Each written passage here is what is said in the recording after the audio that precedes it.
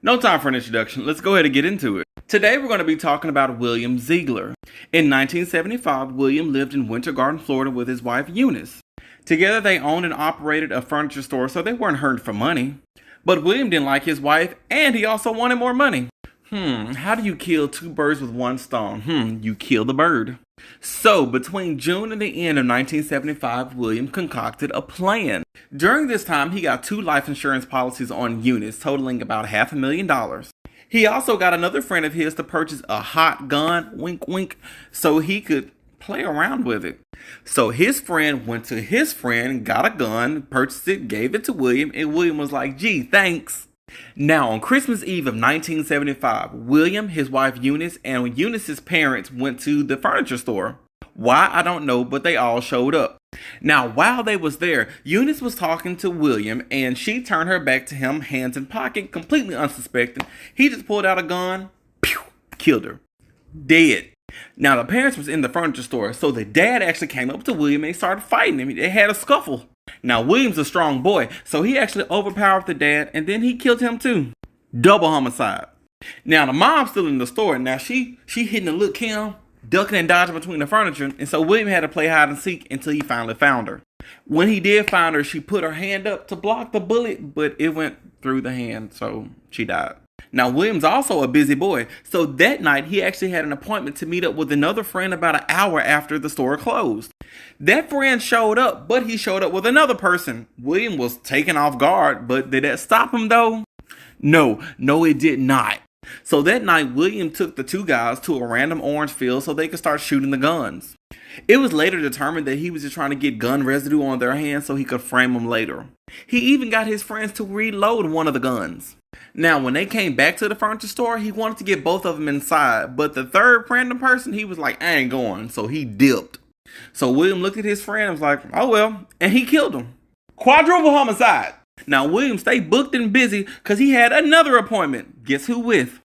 The friend who bought the gun. Now, this appointment was just like the other one. He was just going to kill him. So he got him, took him to the back of the furniture store, pulled out the gun, pulled the trigger, but the gun didn't go off because it wasn't loaded. So he ran off. So now William's sitting there, he's like, oh no, I have 4 dead bodies, 2 witnesses. What am I going to do? He did the absolute best thing you can possibly do in this situation. He shot himself. It was an attempt to make it seem like he was also a victim of his murder spree.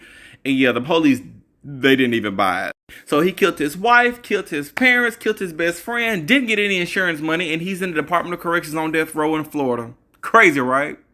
No time for an introduction. Let's go ahead and get into it. Today we're going to be talking about Rosemary, I don't know how to pronounce it. Born in 1978, she lived in Tembisa, which is somewhere in South Africa.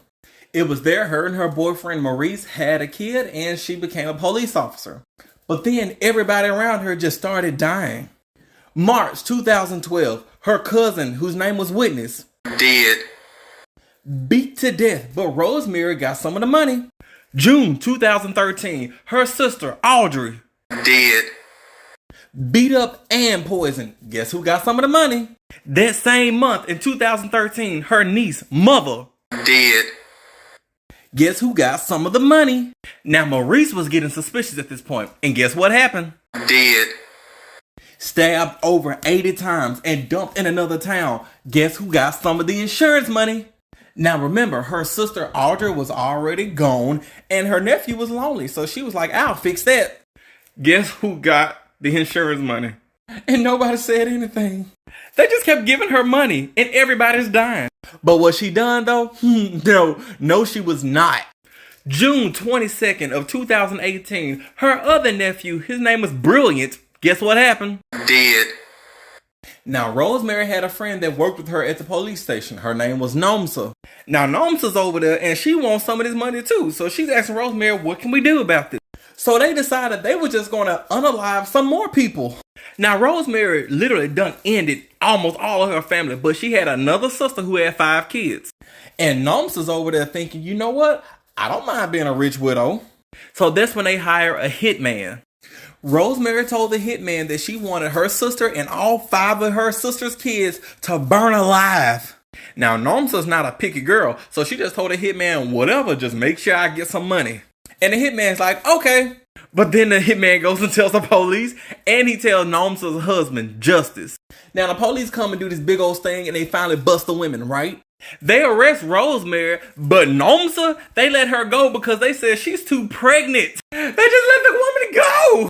So Nomsa goes back home to her husband, Justice, who she just hired a hitman to unalive, and he's sitting there going,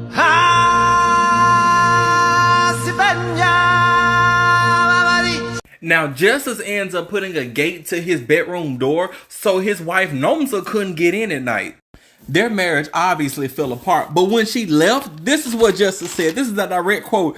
When Nomsa left, she took everything, even the teaspoons, curtains, and blankets. She took the children's clothes, but left the children. Took the kids' clothes and left the kids. Rosemary's been given 6 life sentences, but Nomsa's on the loose. Crazy, right? Dead. No time for the introduction. Let's go ahead and get into it. Today we're going to be talking about James Joseph Richardson. In 1967, James stayed with his wife Annie Mae in Arcadia, Florida with their 7 children. Now they normally had to be at work pretty early, so Annie Mae would cook food the night before. The next day they would go to work while the next door neighbor, Bessie, would send the children off to school with the food and babysit the younger ones. Now one day while he and Annie Mae were at work, they got a phone call that, hey, come check on your kids. But unfortunately within 24 hours, all 7 of their children had died from poison. Now an investigation started immediately, and here's what they found.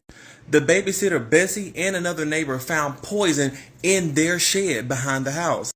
An insurance salesman came up and said just hours before the children were unalived, he got insurance on all the children for like $14,000.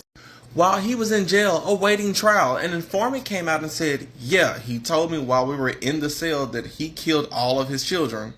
He and Annie Mae failed the lie detector test, asking, did you know about the poison? And after all the evidence mounted against this man, he got up in court and had the audacity to tell those people, I don't know what happened. The all-white jury did not believe him, and they sentenced him to death. Now, the death sentence was overturned a few years later because it was considered unconstitutional, but in either case, he was put in prison, and justice was served. But wait, this story has a twist on the end of it, just how she likes it. In the mid-80s, in this nursing home, there's this random old lady who has Alzheimer's, right? The nurses rush into her room because she's screaming out of her mind, right? The nurses are in there trying to figure out what's wrong, so they ask her what's going on, right?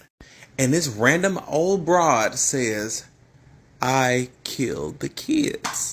She confesses over 100 times, but nobody believes her because she has Alzheimer's, right? Meanwhile, there was other powers at play, and people were actually looking into this case because they were going, a lot of this stuff does not make sense. So they go and check. The insurance agent never sold insurance to Richard like he claimed in court. The prison informant said he was beat up and forced to lie in court. They do research on a woman that's confessing to the crimes, and guess what they found out about her?